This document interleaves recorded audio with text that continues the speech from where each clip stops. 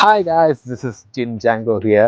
So നമ്മുടെ മുന്നത്തെ പാട്ട് കണ്ടുവന്നതാണെങ്കിൽ നമ്മളിപ്പോൾ അവർക്കറിയാം നമ്മൾ ബീച്ചിലോട്ട് എടുത്തുകൊണ്ടിരിക്കുകയാണ്. അപ്പോൾ കാണാത്തവരാണെന്നുണ്ടെങ്കിൽ ഞാൻ എന്തായാലും മുകളിൽ കൊടുത്തേക്കാം, ഐ ബട്ടണിൽ കൊടുത്തേക്കാം. നിങ്ങൾ കയറി കാണാം. അത് കണ്ടിട്ട് കാര്യമുള്ളൂ. കാരണം ഇങ്ങോട്ട് വന്നത് എങ്ങോട്ടാണ് വന്നത്, എന്താ വന്നത്, എങ്ങനെയാണെന്നുള്ള കാര്യങ്ങളൊന്നും അറിയണമല്ലോ. ഇപ്പോൾ അപ്പോൾ ആ കാര്യങ്ങൾക്ക് വേണ്ടി അത് കണ്ടിരിക്കുക.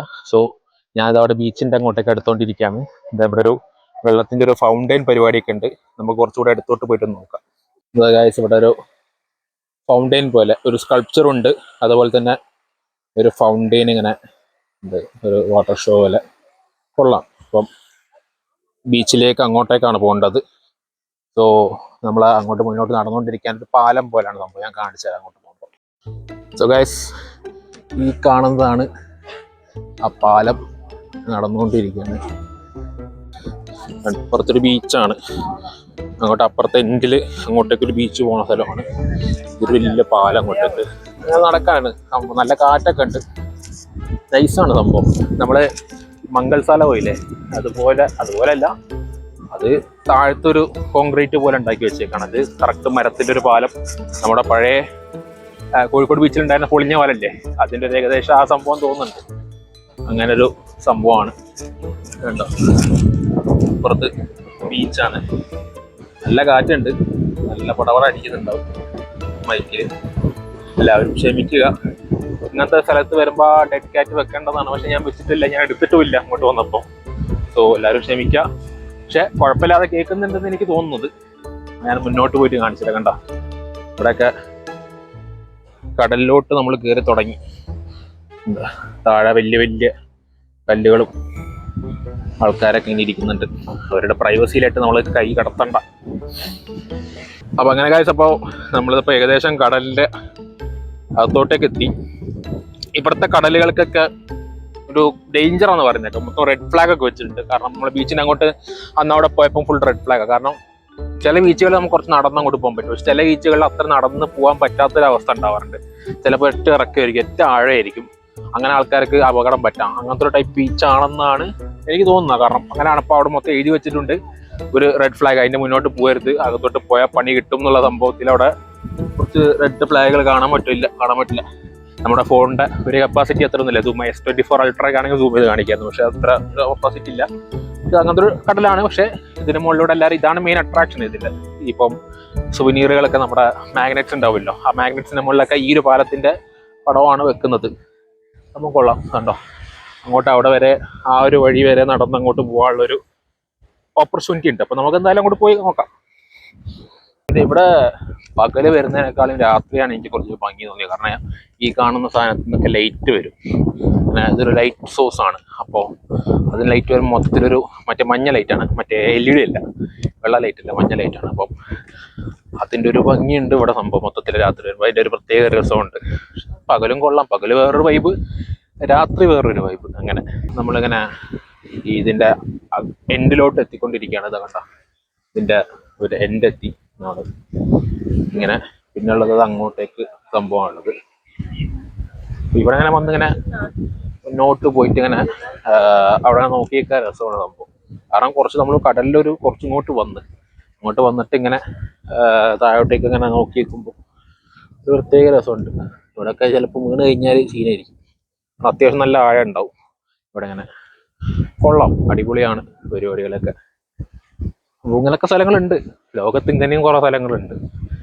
പലങ്ക, അതൊക്കെ ആൾക്കാർക്ക്, ഞാൻ ഇപ്പം എന്നോടിപ്പം യൂണിവേഴ്സിറ്റിയിൽ നിന്ന് ഇപ്പം ഇങ്ങോട്ട് വരാൻ പറഞ്ഞപ്പോഴാണ് പലങ്ക എന്ന് പറഞ്ഞപ്പോൾ ലിത്വാനിയ അറിയാം, ലിത്വാനിയൻ്റെ തലസ്ഥാനം വിലിനസും അറിയാം. പക്ഷേ ഇങ്ങനത്തെ പലങ്ക അത് ആക്ച്വലി ബോർഡറായിട്ട് വരും. നമ്മുടെ വേറൊരു അറ്റമാണ്, ഇങ്ങോട്ടേക്ക് വന്നിട്ട് ഇപ്പുറത്തൊരു അറ്റമാണ് ലാറ്റ്വിയൻ്റെ. പക്ഷെ ഇതൊരു ബോർഡറായിട്ട് വരും.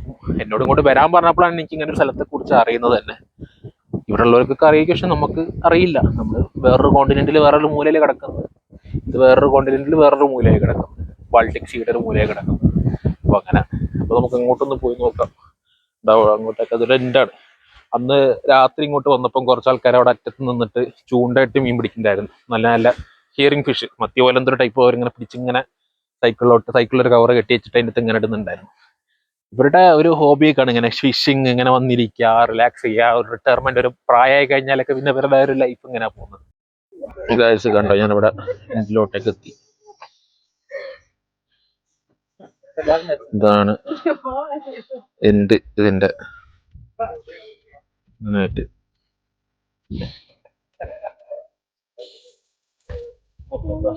കാഴ്ച കണ്ടില്ലേ, ഇതാണ് ഈ ബാക്കിൽ കാണുന്നതാണ് ഇതിന്റെ എൻഡ്. കുറെ ആൾക്കാരൊക്കെ അവിടെ നിന്ന് ഫോട്ടോ ഒക്കെ എടുക്കുന്നുണ്ട്. അവിടെ ഞാൻ കണ്ടതാണ് സംഭവം. ഇതവിടെ ഒരു എന്തോ ഒരു ടെലസ്കോപ്പ് പോലത്തെ ഒരു സാധനം മാനവരീക്ഷണങ്ങളായിട്ടാന്ന് തോന്നുന്നുണ്ട്. പക്ഷെ എന്തോ അടിച്ചുപോയി ഏറ്റവും. എനിക്ക് തോന്നുന്നു ആ സാധനം അടിച്ചുപോയി. മറ്റേ ഈ ഹാർഡ് വെച്ചിട്ട് ടാപ്പ് ചെയ്തിട്ട് എന്ത് നോക്കേണ്ട പരിപാടിയായിരുന്നു. പിന്നെ ഉപ്പ് കാറ്റൊക്കെ അല്ലേ, ഇലക്ട്രോണിക് ഡിവൈസ് ഒക്കെ പെട്ടെന്ന് അടിച്ചു പോകും. പടെല്ലാം ഇത് കിടക്കുന്നതായി. അപ്പൊ അങ്ങനെയൊക്കെ ലൈറ്റ് അടിക്കുന്നുണ്ട്. വെയിലില്ലെങ്കിൽ ലൈറ്റ് അടിക്കുന്നു. അതിന്റെ കണ്ണിങ്ങനെ ചെറുതാക്കി വെച്ചേക്കുന്നു.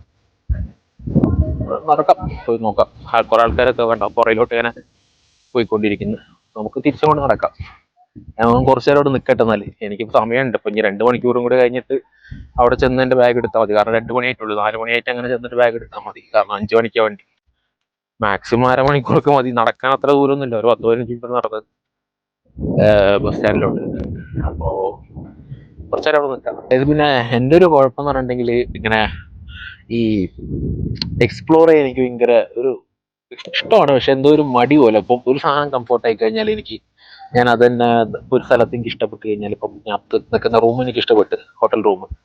അപ്പോൾ അവിടെ എനിക്കിങ്ങനെ നിൽക്കാതെ തോന്നും. പിന്നെ അവിടുത്തെ തന്നെ ഇപ്പം രാവിലത്തെ അവിടെ ബ്രേക്ക്ഫാസ്റ്റ് കഴിച്ച് ഭയങ്കര ഒരു കംഫർട്ടബിൾ ആയിട്ട് അങ്ങനെ സംഭവം നിൽക്കാം. ഇപ്പം ഞാൻ പറയാം, ഇപ്പം നാട്ടിൽ തന്നെ ആണെന്നുണ്ടെങ്കിൽ എനിക്ക് ഇഷ്ടമുള്ള ഫുഡ് ബിരിയാണിയാണ്. ഞാൻ എപ്പോഴാണ് ബിരിയാണി കഴിക്കുള്ളൂ. ഞാനിപ്പോൾ ട്രിവാൻഡ്രത്ത് PG പഠിച്ചുകൊണ്ടിരിക്കുമ്പോൾ നമ്മൾ മന്തി കഴിക്കും. എപ്പോഴും മന്തി കഴിക്കാൻ പോകും. അതുപോലെ തന്നെ അപ്പം എനിക്കൊരു ഫുഡ് കംഫർട്ടായിട്ടുള്ള അതിങ്ങനെ കഴിച്ചുകൊണ്ടിരിക്കും. പുതിയ എക്സ്പ്ലോർ ചെയ്യാൻ ആഗ്രഹമുണ്ട്, പക്ഷെ ഞാൻ ചെയ്യില്ല. കാരണം ചെയ്യാറുണ്ട്. പക്ഷെ എന്നാലും അങ്ങനെ ഒരു സംഭവം ഉണ്ട് എനിക്ക്. പക്ഷെ നമ്മൾ അതിൽ നിന്നെല്ലാം ബ്രേക്ക് ചെയ്ത് വന്ന് നമ്മൾ പല കാര്യങ്ങളും എപ്പോഴാണ് നമുക്ക് മനസ്സിലാക്കാൻ പറ്റുന്ന ഒരു ഓപ്പർച്യൂണിറ്റി കിട്ടുന്നത്. നമ്മളിത് വെറുതെ ഒരു സ്ഥലത്ത് കംഫർട്ടബിൾ ആയിരിക്കും. കുറച്ചു കാലം കംഫർട്ടബിൾ ആയിട്ട് ഇരിക്കുവായിരുന്നു. പക്ഷെ നമുക്ക് എക്സ്പ്ലോർ ചെയ്യണം. ഒരുപാട് കാര്യങ്ങളുണ്ടല്ലോ ലോകത്ത്. ഇപ്പം ഇപ്പം ഇവിടുത്തെ യൂണിവേഴ്സിറ്റി ക്യാൻറ്റീന്ന് ഞാൻ കഴിക്കുമ്പം ഉരുളക്കിഴങ്ങും പിന്നെ ഒരു സോസും അതൊക്കെ ഒഴിച്ചിട്ടാണ് കഴിക്കാറ്. അത് സ്ഥിരം ഞാൻ അതിന് മേടിച്ച് കഴിക്കും. കാരണം ഇവിടെ വന്നപ്പോൾ അങ്ങനെ നമുക്ക് ഒരുപാട് കംഫർട്ട് ഫുഡുകൾ ഉണ്ടാവും ഇങ്ങനെ എക്സ്പ്ലോർ ചെയ്ത് കഴിയുമ്പോൾ. ചിലത് നമുക്ക് ഇഷ്ടപ്പെട്ടില്ലെന്ന് വരും. ചില സ്ഥലങ്ങളും ചില അവസ്ഥകൾ ഇഷ്ടപ്പെട്ടില്ലെന്ന് വരും. പക്ഷെ നമുക്ക് ഇങ്ങനെ എക്സ്പ്ലോർ ചെയ്യുമ്പോഴേ നമുക്ക് ഇങ്ങനത്തെ കംഫർട്ട്. ഇപ്പം ഞാനിപ്പം ഒരു നാട്ടിൽ നിന്ന് ഇപ്പം ബിരിയാണി കഴിച്ചിട്ടില്ലായിരുന്നെങ്കിൽ എൻ്റെ കംഫർട്ട് ഫുഡ് ബിരിയാണി ആവില്ലായിരുന്നല്ലോ.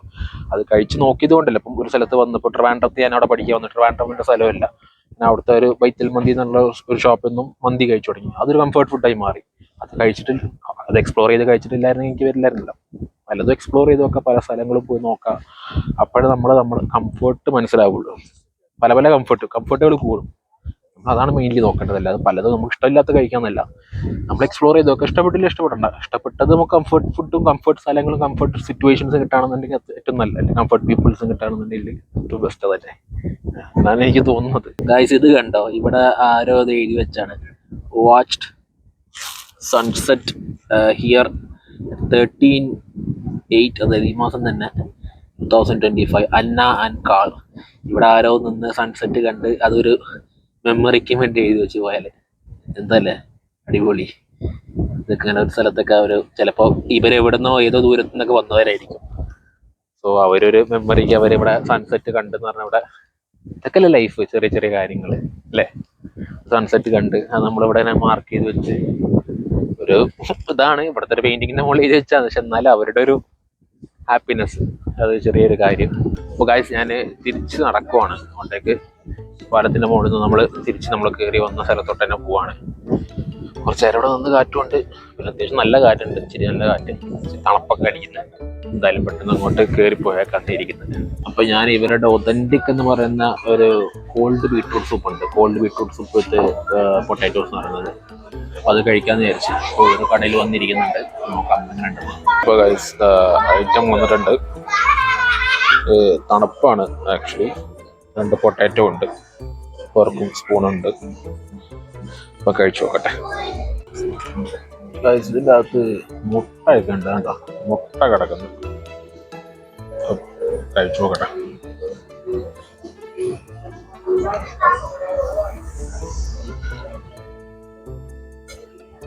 കൊള്ളാം. സാലഡൊക്കെ കഴിക്കുന്ന പോലെ ഉണ്ട്. തണുപ്പായോണ്ടെന്ന് തോന്നുന്നുണ്ട്. ഞാൻ കഴിച്ചു നോക്കട്ടെ. സോ ഗൈസ്, ഞാൻ ആ സൂപ്പ് കുടിച്ച് എനിക്ക് പിടിച്ചില്ല. ഓക്കെ, ഒരു പ്രാവശ്യം ട്രൈ ചെയ്ത് നോക്കണമെന്നുണ്ടായിരുന്നു. അത് കുടിച്ച്, പക്ഷേ അതെൻ്റെ കംഫർട്ട് ഫുഡല്ല. ഞാൻ നേരത്തെ പറഞ്ഞ പോലെ എൻ്റെ കംഫർട്ട് അല്ലാതെ. അപ്പോൾ നമ്മൾ വിട്ട്, നമ്മൾ അടുത്തത് ട്രൈ ചെയ്യും, എക്സ്പ്ലോർ ചെയ്യും, നമ്മളെ കംഫർട്ട് ഫുഡ് കണ്ടുപിടിക്കും, നമ്മൾ കഴിക്കും. ഇല്ലെങ്കിൽ നമ്മൾ ഒരു പ്രാവശ്യം കഴിച്ചിട്ട് ട്രൈ ചെയ്തിട്ട് വിടും. പൈസ കൊടുത്തായതുകൊണ്ട് നമ്മൾ മൊത്തം കഴിച്ച്. ഓക്കെ, കുഴപ്പമില്ല. ഇവരുടെ ടേസ്റ്റ്, ഇവരെന്താ കഴിക്കുന്ന സംഭവം എന്നുള്ള സംഭവം നമുക്ക് ഒരു ഐഡിയ കിട്ടിയല്ലോ. അതൊക്കെ അത്രേ ഉള്ളൂ. അപ്പോൾ ഞാൻ അവിടെ നിന്ന് ഇറങ്ങി ഫ്രണ്ടിലോട്ട് നടന്നുകൊണ്ടിരിക്കുകയാണ്. തിരിച്ച് ഇങ്ങനെ പോകുന്നു. ഞാൻ ഇനിയിപ്പം എൻ്റെ ഹോട്ടലിലോട്ട് പോയിട്ട് ബാഗ് എടുക്കാൻ വിചാരിക്കുന്നത്. അവിടെ പോയി ബാഗ് എടുത്തിട്ട് പിന്നെ പയ്യെ നമ്മുടെ ബസ് സ്റ്റാൻഡിലോട്ട് നടന്ന് അവിടെ പോയിരിക്കാം. പിന്നെ എൻ്റെ അവിടുത്തെ PH സ്റ്റുഡൻറ്റ് എൽഗൊക്കെ ഉണ്ട്. അപ്പോൾ അതങ്ങനെ പറഞ്ഞത് നേരത്തെ കുറച്ചൊന്ന് കറങ്ങി നടന്നിട്ട് ഒരു ബസ് സ്റ്റാൻഡിൽ പോയിരിക്കാൻ പറഞ്ഞത്. ഞാനും നേരത്തെ പോയിരുന്നേക്കാം, എന്തിനാ പിന്നെ അവസാന നിമിഷം കിടന്ന് ഓടുന്നത്. അത് കണ്ടോ, ആ കൊച്ചിനെ പിടിച്ച് കൊച്ചി പറന്നങ്ങ് പോകുന്നു. ഇതൊക്കെ പിള്ളേർ കളിക്കുന്ന ഏരിയ അവിടുത്തെ. അടിപൊളിയില്ലേ? പുള്ളി വലിച്ചു വിട്ട് കൊച്ചി പറന്നുപോയി. നമ്മുടെ ചെറുപ്പകാലത്തിൽ നമുക്ക് ഇമാരത്തെ കളിയൊന്നും നമ്മുടെ നാട്ടിലില്ലായിരുന്നു. നമ്മൾ ഈ ജയന്റ് വീലിൽ കയറിയ അതൊക്കെ തന്നെ മാത്രം എക്സിബിഷനൊക്കെ നാട്ടിൽ വരുമ്പോൾ ഇങ്ങനത്തെ ഒക്കെ അടിപൊളി പരിപാടികളൊക്കെ വേണമായിരുന്നു. ഞാനിത് അവിടെ എൻ്റെ ഹോട്ടലിൻ്റെ അവിടെ ഇനിയിപ്പോൾ പോയിട്ട് ലഗേജ് എടുക്കാം. കാര്യം ഞാൻ ലഗേജ് ഭാഗത്ത് പോയിട്ട്. സോ ഗൈസ്, അപ്പോൾ ഞാൻ പെട്ടിയൊക്കെ ഇട്ട് ഇങ്ങനെ ഇറങ്ങി ബസ് സ്റ്റോപ്പിലേക്ക് നടന്നുകൊണ്ടിരിക്കുകയാണ്. അപ്പോൾ പോട്ടെ, ബസ് സ്റ്റോപ്പ് എത്തട്ടെ. കുറച്ച് നടക്കാണ്ട്, 1 കിലോമീറ്റർ ഉണ്ട്. എന്തായാലും ഞാൻ അവിടെ എത്തിക്ക് വരാം. അങ്ങനെ നടന്ന് ഇവിടെ ബസ് സ്റ്റാൻഡ് എത്തി. ഇങ്ങനെ ഫ്രണ്ടിലോട്ട് ഇങ്ങനെ നടന്നുകൊണ്ടിരിക്കുന്നത്. ബസ് നിർത്തുന്ന സ്ഥലത്തോട്ട് പോയി നിൽക്കാം, പ്ലാറ്റ്ഫോം ഉണ്ട്. അപ്പോൾ ഗൈസ്, ഇപ്പോൾ ഞാനിതവിടെ ബസ് സ്റ്റാൻഡിലെത്തി. ഇങ്ങനത്തെ ബസ്സുകളാണ് ഇതെല്ലാം, നമ്മുടെ ടൈപ്പ് ബസ്. നമ്മളത് ലക്സ് ബസ് എന്ന് പറഞ്ഞ ബസ്സാണ്. അപ്പോൾ 1 മണിക്കൂറുണ്ട് ഓൾമോസ്റ്റ് എനിക്ക് വെയിറ്റ് ചെയ്യാൻ. 1 മണിക്കൂറോടെ അങ്ങനെ പോസ്റ്റ് ആയിരിക്കുക, അല്ലാതെ ഇപ്പം എന്ത് ചെയ്യാനാണ്? വേറെ കറങ്ങി നടക്കാനോ വേറെ ഒന്നുമില്ല. വേറെ ആരും കാണുന്നില്ല. എനിക്ക് തോന്നുന്നു ഒരു അരമണിക്കൂറൊക്കെ കഴിയുമ്പോഴത്തേക്ക് ഇപ്പോൾ ഉള്ള കുറച്ച് 5-6 പേരുണ്ടെന്ന് തോന്നുന്നുണ്ട് ബസ്സിൽ തന്നെ. അവരൊക്കെ നിർത്തുമായിരിക്കും. ഇരിക്കുക അവിടെ. ലഗേജ് വിളിച്ച് ഇവിടെ എത്തിയല്ലോ, സമാധാനം. ഇനി ബസ് കയറുമ്പോഴുള്ള പുകിൽ എനിക്കറിയില്ല. കാരണം ഞാൻ പറഞ്ഞല്ലോ, എൻ്റെ ടിക്കറ്റ് ഇവിടെ നിന്നല്ല, ഇത് ബസ് തുടങ്ങുന്നിടത്തുനിന്നാണ് എടുത്തത്. അപ്പോൾ മെയിലേജും എല്ലാം ഓക്കെ ആയിട്ടുണ്ട്. ഡ്രൈവറിൻ്റെ കാര്യം, ഡ്രൈവർമാരൊന്നും പറയാൻ പറ്റില്ലല്ലോ. അത് ഓഫീസിൽ നിന്നെല്ലാം ഓക്കെ ആക്കിയിട്ടുണ്ടെന്നാണ് പറഞ്ഞത്. നോക്കാം, എന്തായാലും വെയിറ്റ് ചെയ്യാം. ബസ് വരുമ്പോൾ വരാം. എന്തായാലും ഇവിടെ ഞാൻ വെയിറ്റ് ചെയ്യട്ടെ. അപ്പോൾ ഗൈസ്, ഇന്നലെ ഞാൻ നൈറ്റ് എത്തി. വീഡിയോ ഒന്നും എടുക്കാൻ, ഔട്ടറൊന്നും എടുക്കാൻ പറ്റിയില്ല. നേരെ വന്ന് കിടന്നുറങ്ങി. പിന്നെ ഇപ്പോൾ ഉച്ചക്ക് എണീറ്റത്. ഉച്ചക്ക് എണീറ്റിട്ട് ഫുഡും കഴിച്ച് കിടന്നുറങ്ങിയത്. ഇപ്പോൾ നൈറ്റ് ഒരു ഡ്യൂട്ടി ഉണ്ട്, അപ്പോൾ അതിന് വേണ്ടി പോവാണ്. സോ വീഡിയോ ഒക്കെ എല്ലാവർക്കും ഇഷ്ടപ്പെട്ടെന്ന് തോന്നുന്നു. പലങ്കെ പോയ വീഡിയോ ഒക്കെ എല്ലാവർക്കും ഇഷ്ടപ്പെട്ടെന്ന് തോന്നുന്നു. വിളിച്ചിട്ടുണ്ടോയെന്ന് എനിക്കറിയില്ല. എല്ലാ വിളിച്ചിട്ട് ഞാൻ എടുക്കുകയാണ്. സോ ഇതുപോലുള്ള വീഡിയോസിൽ കാണണമെന്നുണ്ടെങ്കിൽ നിങ്ങൾ എൻ്റെ ചാനൽ സബ്സ്ക്രൈബ് ചെയ്യുക. അതുപോലെ തന്നെ ഈ വീഡിയോ ഇഷ്ടപ്പെട്ടാൽ ലൈക്ക് ചെയ്യുക. എന്തെങ്കിലും കാര്യങ്ങൾ ഇമ്പ്രൂവ് ചെയ്യണമെന്നുണ്ടെങ്കിൽ കമൻറ്റ് ചെയ്യുക. So that's it now. Good day, by.